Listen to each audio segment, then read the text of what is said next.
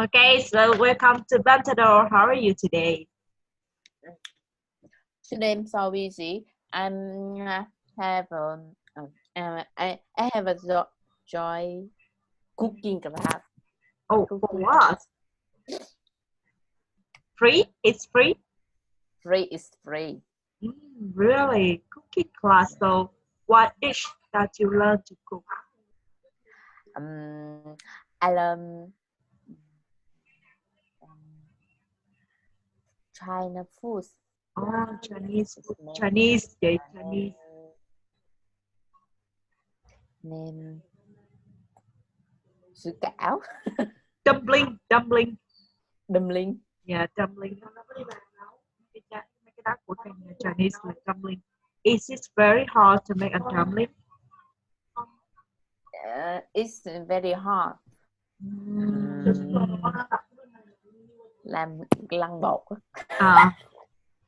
To make a convert. So all the students are girls or they have boys also. All students are women. All women. Only women. So the teachers is a woman or a man? Teacher is in my company staff. Oh. And So they are Chinese. Yeah, and they're Chinese. Yeah. Wow, very good. We will learn cooking and communication with Spanish, Chinese. So how about Vietnamese? Why you laugh? That we learn Chinese food after we will learn also Vietnamese food. It's chả giò. Chả giò. Oh, Yes. okay. Who will be the teacher? Me. You can change it to bánh xèo. Bánh xèo is easier. Bánh xèo is easier. It's chả giò. Easier to. No, chả giò is very difficult. I cannot roll. I cannot make a roll. It's very difficult for the beginner. Or you can teach them how to make beef, bánh mì lagu, bánh mì bò, something else like this. But chả giò very hard for roll, for the beautiful roll. It's the hard like the dumpling. Yeah, in my opinion, same level with them. Japanese and then they know it's chả giò. But Vietnam food is famous. It's chả giò and phở. Yeah. But actually, I can't take pho, so I do chả giò. You're so ambitious to be a cooking teacher. But I remember when I make a chả giò, spring rolls. English name is spring roll. It's very difficult. I don't know how much inside I should put in. I don't know how much. And when I roll, all of the inside break. I stop. I cannot make that. I stop. Very funny to hear that. Very good. So you would, yeah. So when will you take them? Next week? Today. When is your cooking? You did them today? Today. You already told them how to make chả giò today? Oh my today. God. Yeah, oh my God. Yeah. So how about their reaction about that? How about their feeling? Very exciting. How about the result? Actually, the beginner is so hard. Yeah, correct. Good. Yeah. Yes. It's very hard. You choose the hard. Into the heart. This is for the beginner. But it's nguyên liệu là gì? Ingredient đúng rồi chị. Ingredient. Yeah. Is very simple. Yeah, very simple and easy. But how to make it is the problem. Cannot be too thick or cannot be blah blah blah. Many things. Yeah. So today we still learn about ambition. I will send you to invite today in my. Oh, your husband have sick? Is he sick? Yeah. Ooh. Ew. How's the weather like today? Is it cold? It's cold. It's autumn. It's autumn, yeah. So maybe very cold. Good. Yeah. Đang than cà phê, mới tỉnh dậy muốn pha cà phê cho em nha. Thương vậy đó là gì nữa? Ê, cái cổng chat ở này có gửi được hình qua không vậy? Em cũng không biết rồi. Chat. Không chị ơi, không. Không, chat không à, không có gửi hình được. Chị sẽ gửi em qua Facebook. Yes. Chả giò hôm nay.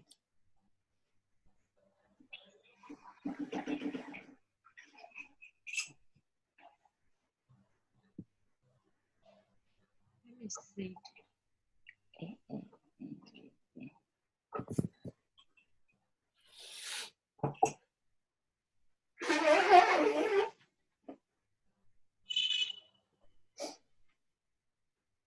Em tiếng cái từ cái lá đỏ nó tiếng Anh có không? Lá đỏ, lá phong á chị. Hình như có, từ lá phong trong tiếng Anh có.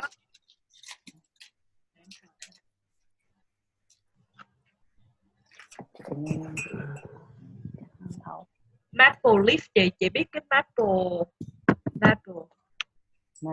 leaf. Yeah, là lá phong á chị, cái lá mà biểu tượng của Canada. Của nước Canada. Đúng rồi chị, maple leaf.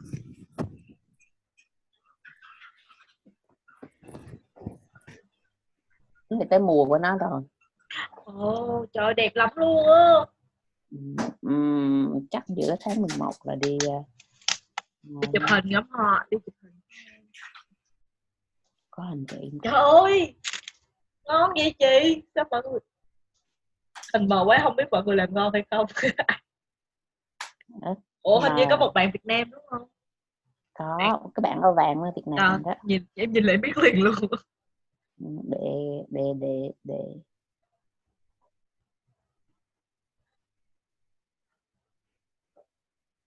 Trời ơi, chị cho em qua Nhật làm được không? Em không biết tiếng Nhật, em chỉ biết nói tiếng Anh thôi. Bên chị có tuyển không? Tuyển. Tuyển vị trí gì vậy? Đủ sống không? Đủ sống. Đủ sống. Nhiều tiền nữa chứ. Đi cho em qua đi, làm sao để em đòi hồ sơ. Mấy đứa làm thực tập sinh á, làm đi xuất khẩu lao động công ty chị vậy. Trời ơi, nhìn ngon quá. Cái bánh tráng này chị mua ở đâu nhìn ngon quá à. Bánh tráng nhờ sếp mua giùm, trả chút đường.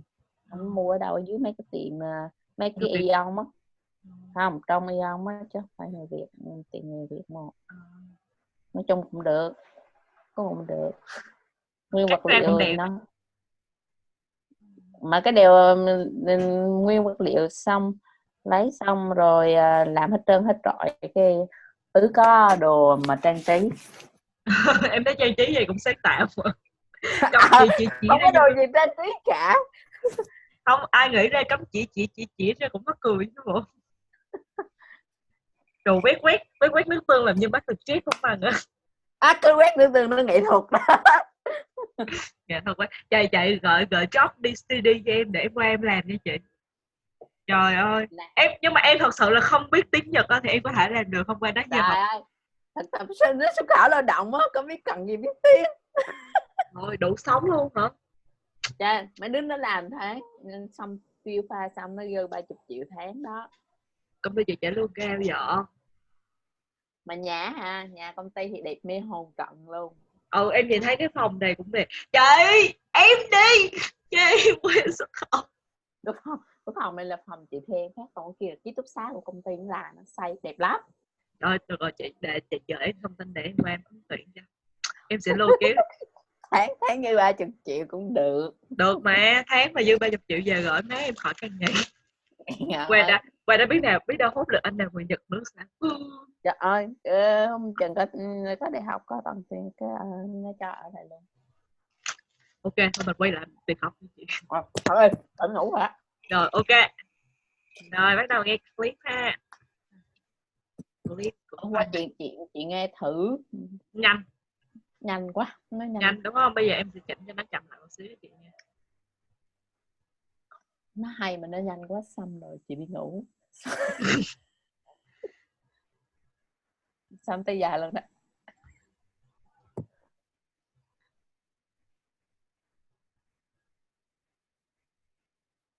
Ê, tiếng bị gì? Sorry. Em sẽ chỉnh tốc độ 0.75. Em chưa có share ấy đúng không? What do you want to be? I'm sure most of you have been asked the question, what you want to be grow up.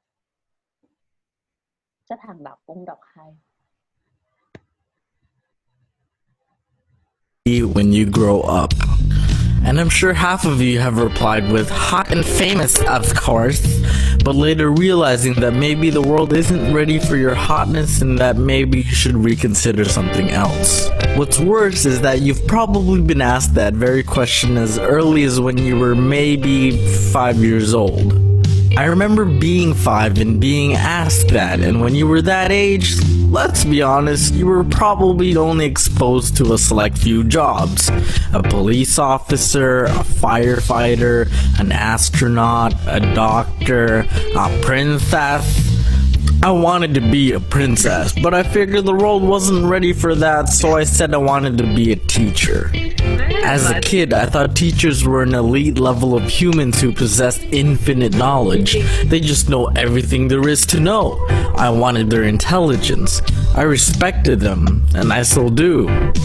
Well, most anyway. Some do an amazing job at it, while others like to rely on reading mundane overhead projector notes verbatim and having weekly quizzes pertaining to those notes, and you question if there even is an influential teacher present, because what you're actually doing is just regurgitating data based on memory and not actually learning the practicality of the information you're being exposed to. But yeah, I wanted to be a teacher. But looking back, I think it was only because I didn't know there were thousands of other options that would pique my interest. And I think that's the issue of why a lot of us are stuck wondering what we want to do and feel the pressures of possibly not being able to contribute to the society and the world. For a lot of you, your parents might have been a driving factor as to what you've chosen or will choose to be, while some may be the epitome of strict parenting where they try to mold what they want you to become since day one. Asian parents, I'm looking at you. Most are generally content with what you do in life, as long as you don't end up being a bum and amounting to nothing despite the privileges and opportunities available to you. And I can vouch for that. See, both of my parents were born and raised in the third world country of Philippines. They both grew up with 8 or so brothers and sisters, so you can assume wealth and luxury weren't aspects of their lives. But once they were adults, my parents knew they had to leave the country in search of a better life for themselves and their future children.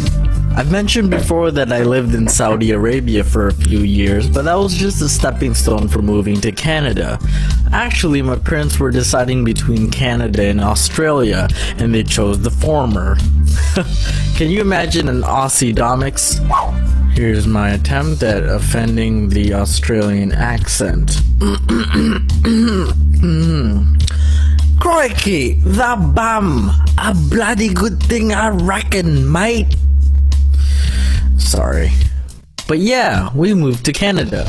And being able to experience the immigration process with them, in retrospect, I can appreciate their efforts for seeking a better lifestyle. And I think a lot of second and third generation kids are just unaware of how good we have it. Our parents literally left the homeland of family and friends, left a lifestyle that they grew up with, to go to another land where they had to start over. A new and different land where they weren't necessarily familiar with the language and culture, but are willing to adapt for a better life for their children. My parents probably had less than half of the privileges I had growing up. As an adult now, I understood why my parents were so strict towards my sisters and I to focus on our studies. Because there are way more career opportunities here than there were back in the homeland. It was their way of telling us that if we worked hard enough, we could be successful and live comfortably. Not necessarily become rich, but not have to face the struggles of potential poverty as it was back home. So I understood my parents' concerns when I came home with a bad grade on a test, and they were probably like, shit, did we come all the way here for nothing? A little harsh and exaggerated, but I wouldn't blame them if they actually thought that.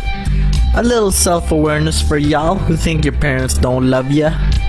I've mentioned before how my parents kind of discouraged my ambition to become an artist, and how we met halfway when they let me study architecture.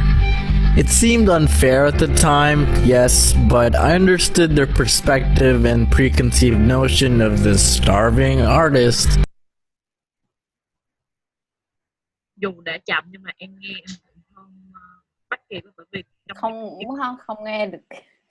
Bởi vì nó quá nhiều câu phức đó chị, nó quá nhiều câu phức nên nó đòi hỏi chị cái trình độ cao hơn, giống như là cái khả năng nghe hiểu của mình cao hơn.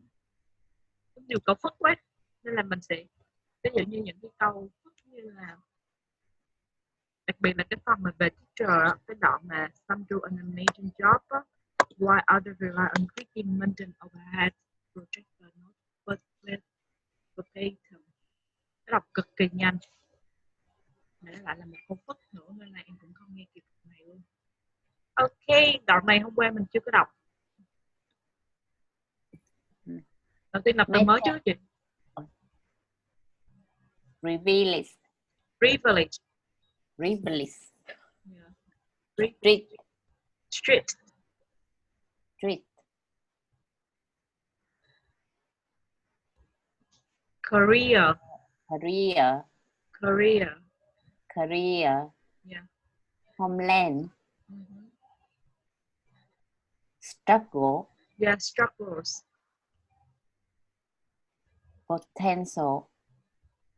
Poverty. Poverty là sự nghèo đói chị. Poverty. Poverty. Poverty. Yeah. Harsh. Yeah. Exaggerate. Exaggerate.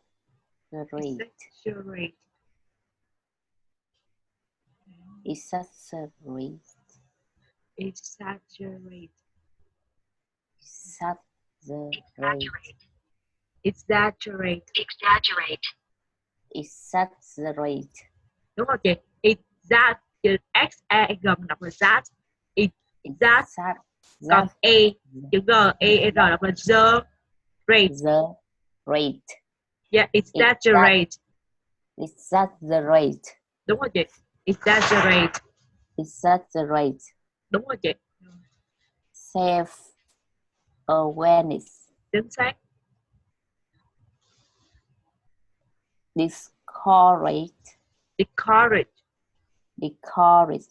Yeah. Discourage. Discourage. Ambition. Yeah. Perspective. Yeah. Reconcile. Reconcile. Reconcile. Reconcile.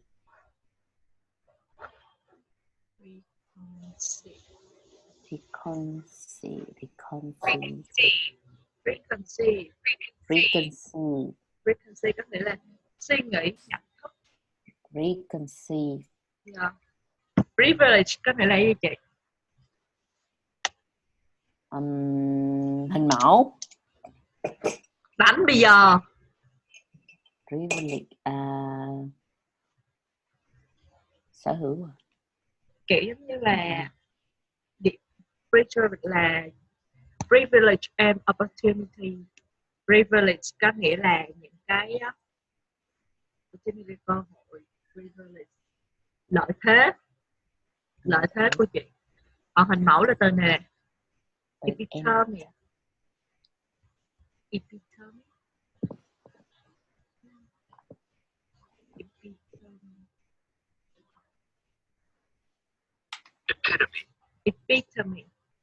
Epitome. Yeah, epitome nó là hình mẫu. Privilege là lợi thế. Privilege. Yeah, privilege.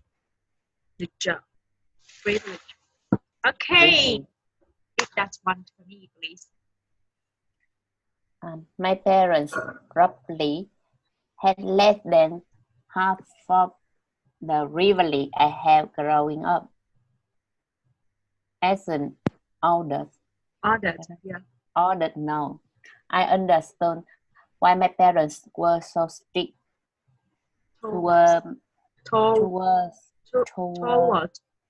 towards my sisters, and I to focus on our studies because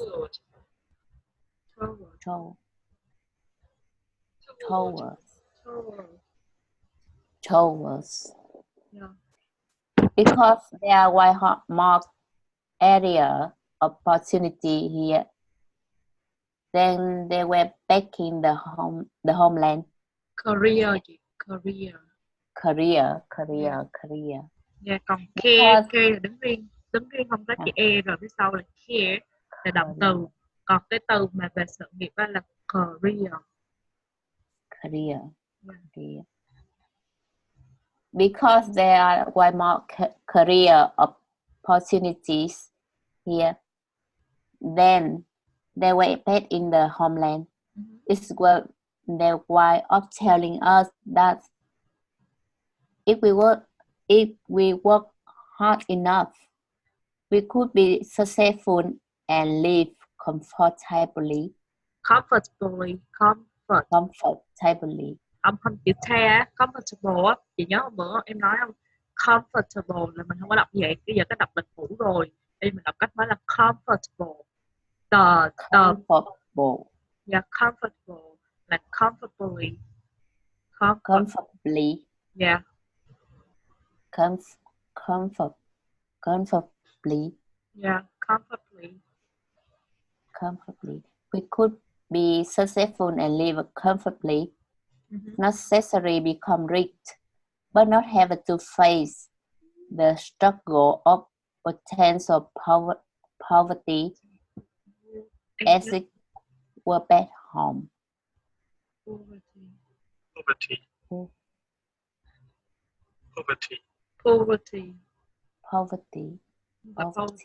Chị nhớ từ poor không chị? Poor là từ nghèo á. Là tính từ là nghèo á. Poor. Chị nhớ không? The poor là tính từ nghèo, còn poverty á có nghĩa là danh từ sự nghèo đói chị. Poverty. So I understood my parents' concern when I came home with a bad grade on the test. And they were probably like, shit, did we come on the way here for nothing? A little harsh and exaggerated.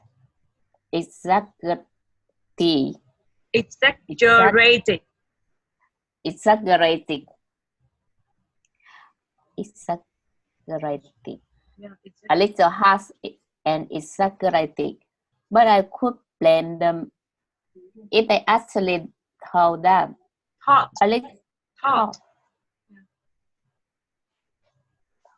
But I could blame them if I actually thought that. A little self-awareness. Awareness for đọc cái này là viết tắt của từ you are, đó là a little self-awareness for yeah. Who think your parents don't love you? I've mentioned before how my parents kind of discouraged my ambition to become an artist. Yeah. And how we meet halfway when they let me study architecture. Kỹ sư đọc gì gọi là nhà thiết kế đọc tiếng Anh là gì? Hôm bữa học rồi. Architect. Còn cái này sẽ đọc là architecture.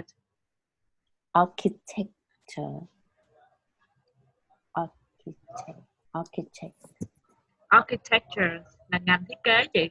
When they let me study architecture, it seemed unfair at the time.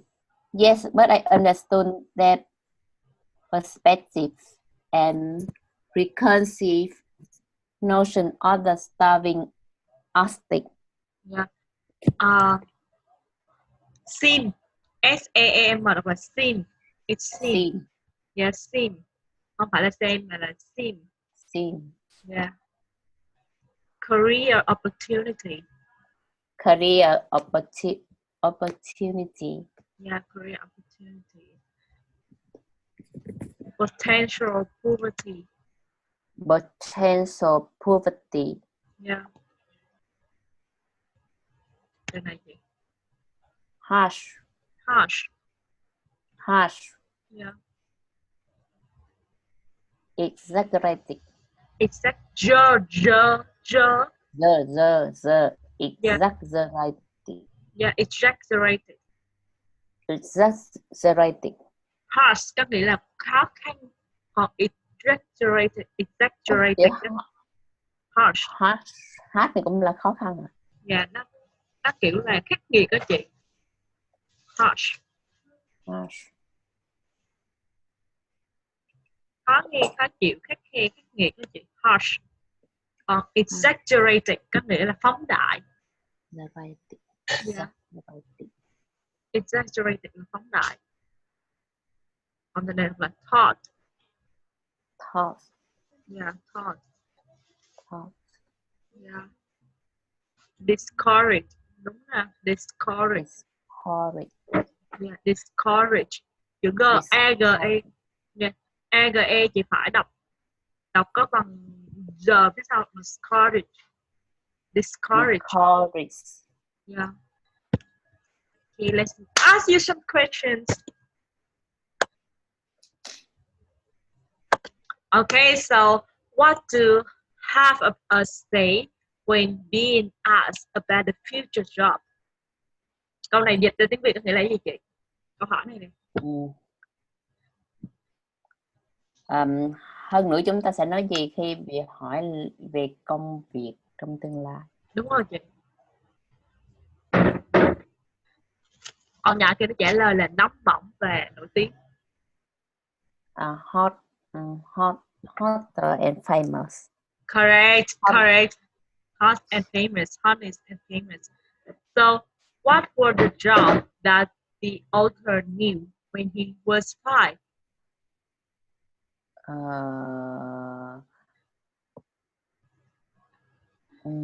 Cảm sát là gì? He said he will be a police officer. No, chị dịch câu hỏi này thử. What were the jobs that the author knew when he was 5? Knew. Những cái công việc mà tác giả biết khi mà mới 5 tuổi. Đúng rồi chị, mới 5 tuổi thì nó biết cái job này. He knew a police officer, a fighter fighter, a doctor, an astronaut.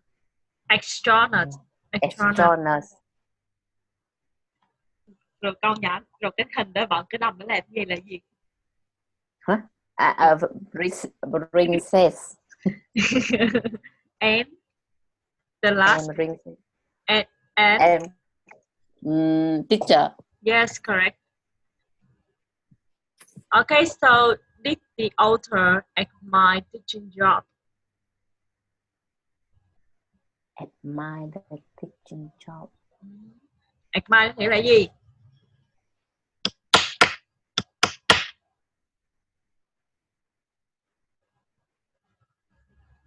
Admire là ngưỡng mộ gì? Okay, so did the author admire the teaching job? Yeah, he did. Yeah. So can you tell me why? Because when he was 5 years old, he think the teacher is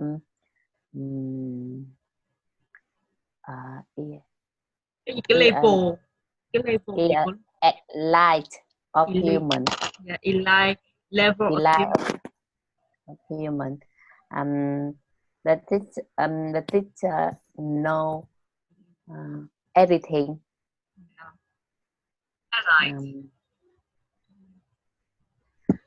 They are very intelligent. Yeah, okay, good. Ok, câu số 5, câu số 4 bỏ qua nha. Cái này giải thích mệt quá. Câu số 4 là nó hỏi là does writer không, có trả lời yes no mà. Does the writer think that all teachers are qualified? Qualified with what is mean? Qualified có nghĩa là tốt của chị, giống như qualification đó là chất lượng. Qualification là nói về chất lượng. Thì qualified có nghĩa là những người giáo viên, là tất cả giáo viên đều là những người mà dạy tốt, là truyền cảm hứng tốt không? So does the writer? No, he doesn't. Yeah, no, he doesn't think so. Yeah. So how does author feel about Asian parents? He feel they are strict. Yeah, they are very strict. Very good. Yeah. Correct. Rất là nghiêm khắc. Ví dụ như chị còn nhớ thì chị có thể nói thêm là họ luôn muốn con cái họ phải làm trở thành một người nào đó trong một cái nghề nào đó. So why did the author's parents leave their homeland? Because he wants to be a because they want to have a better life for children. Yes, correct. For them children. For their children. Okay. So which countries is the author living? It's Canada. Before that, where they live? When you live here up Saudi Arabia. Saudi Arabia. So before Saudi Arabia, so where did he live? Philippines. Yes, correct. So now I will ask you again, and you can answer that. So which countries is the author living in? In Canada. Canada. In Canada. Australia. Ả Rập Xê Út. Where the appears. Saudi Arabia. Saudi Arabia. Yeah. Rồi, đáp bước còn lại. Canada. No, Canada, Saudi Arabia, and Australia. Where is his homeland? Philippines. Yes, correct. So, what were his parents so strict about? What were his parents so strict about?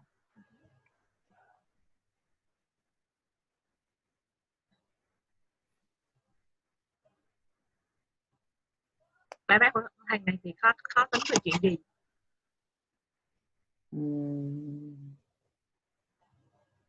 Ông muốn thằng này với con chị của nó phải focus về việc gì?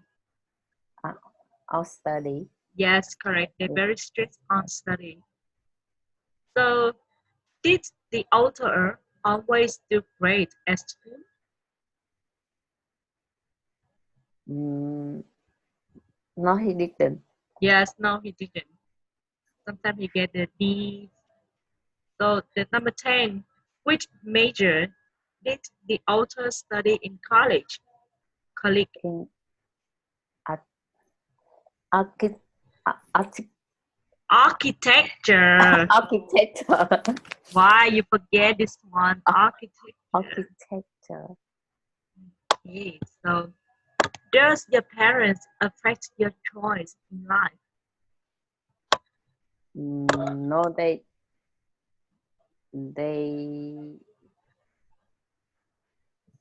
Nó được chọn một đúng parents. S mình sẽ dùng does chưa? no, Nên chỉ no, đọc. they don't. Yeah. So, do you think it more important to make a lot of money or to enjoy your job?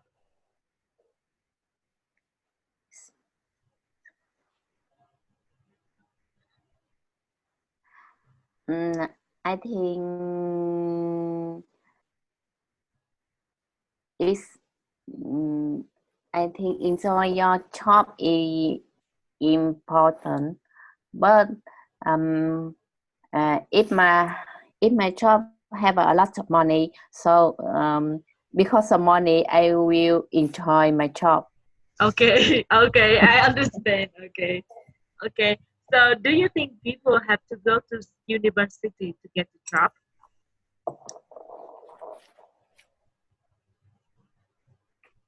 Yes.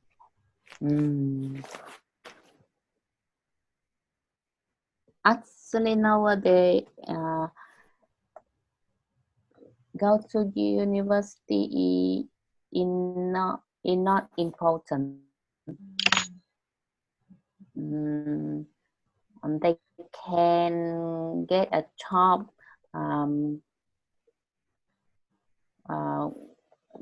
They can get a job while they just study in college.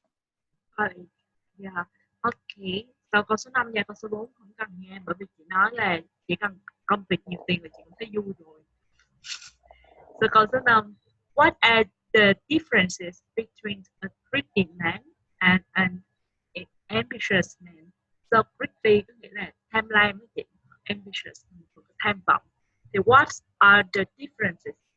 Thì cái đây sẽ là bài tập về nhà cho chị luôn. Để đây chị ngồi chị viết ra, ngày mai em sẽ hỏi lại câu này. What are the differences between a greedy man and an ambitious man? Có thể Google copy ý người ta được mà. Lại như suy nghĩ Okay, thấy đông. okay. Okay. I will start. I will do a research.